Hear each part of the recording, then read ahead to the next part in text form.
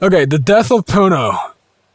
And, I don't say this to beat my own drum, or I'm not happy about this. I really am not, because I'd like the idea of being able to buy lossless quality music, which, there's other websites for this, but, Neil Young did have the good idea.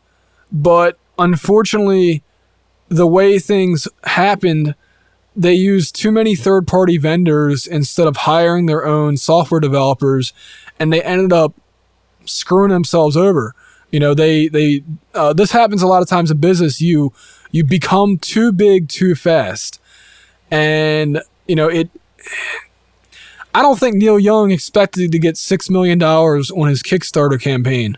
And when that happened, I think he stressed out about it, and they made too many rash decisions and ultimately paid for it. And again, this is all in hindsight, but when you use a middleman, like I'm using a middleman right now, but I still have my website. So if my YouTube account was ever suspended for some reason, you guys know RealHomeRecording.com to find out what the hell happened.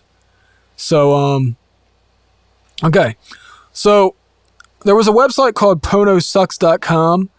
That guy actually was keeping details on all this going on. This all started like last June or July. And first of all, Pono stopped selling music because of a third-party vendor being bought by Apple.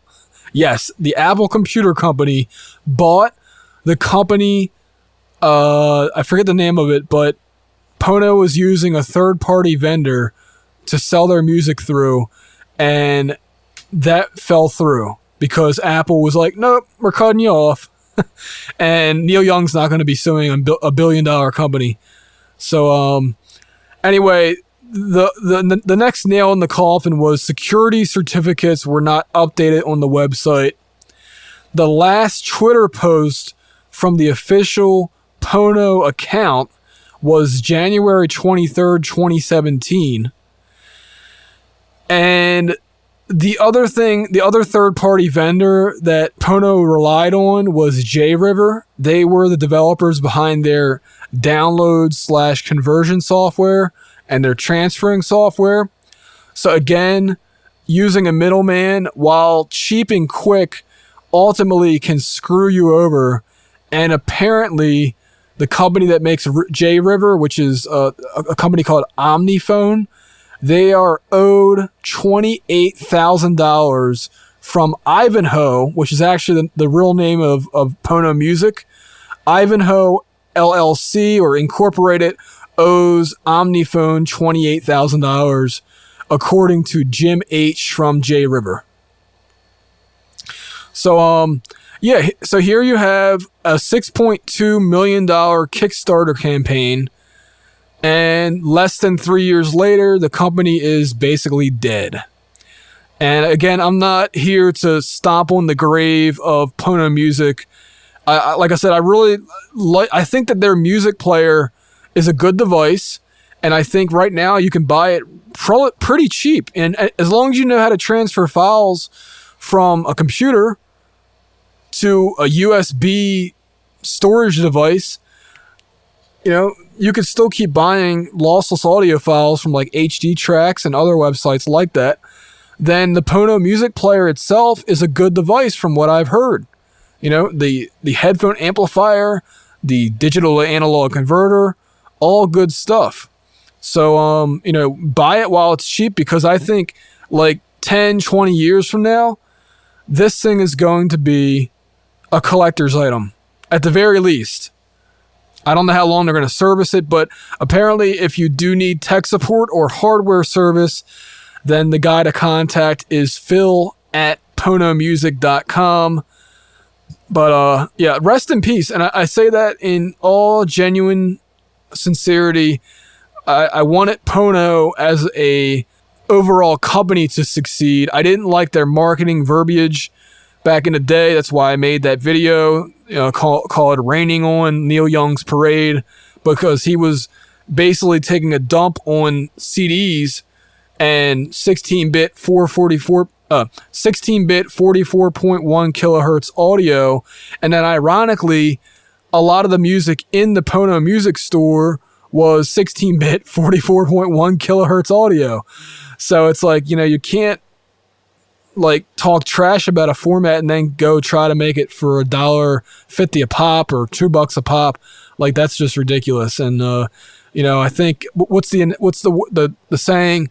Don't cut off your nose to spite your face. And that's what happened here. And, bottom line is Neil Young is not a businessman. He's a musician. Just like I'm not a musician. I'm an audio engineer. So you really have to do what you're good at. And I just think a lot of bad decisions were made. And I think that they tried to put out too much music too quickly. And I know there was a lot of issues with the price. It's like, oh, I can buy an MP3 or an AAC file off of Apple iTunes or whatever. And then also you have streaming music, which that really killed Pono, in my opinion, when Tidal came out, where you had lossless streaming for $15 or $20 a month. Like, that just killed Pono. People couldn't hear a difference. So it's like, you can't hear a difference. You're charging $1.50 for something that people can't hear. It just doesn't make any sense. So, yeah, but like I said, the Pono player itself is good, but here's what Pono needs to do, because I've given them enough praise. Here's what they need to do. Let me bring the iPad back so you can at least see my eyes, my glasses. Pono needs to release their software open source, their operating system open source, so that people who have a passion for software development can fix the nagging issues that remain. If they don't make their operating system open source, they're a bunch of jerks, in my opinion. That's about it for Pono. And apparently Neil Young is going to be trying to make a streaming music service that does variable bitrate streaming. And I think that's going to be another failure. Just because, you're coming the show late. Like, if Pono would have came out, 15 years ago, 10 years ago, I think it may have been a success. But, you got into a market that was already saturated with smartphones, with Bluetooth and and there's other digital music players that work just as good as Pono. They might not sound as good, but they're not $400 either. So, for all those reasons, Pono, although it was a Kickstarter success, it was not a electronics product success.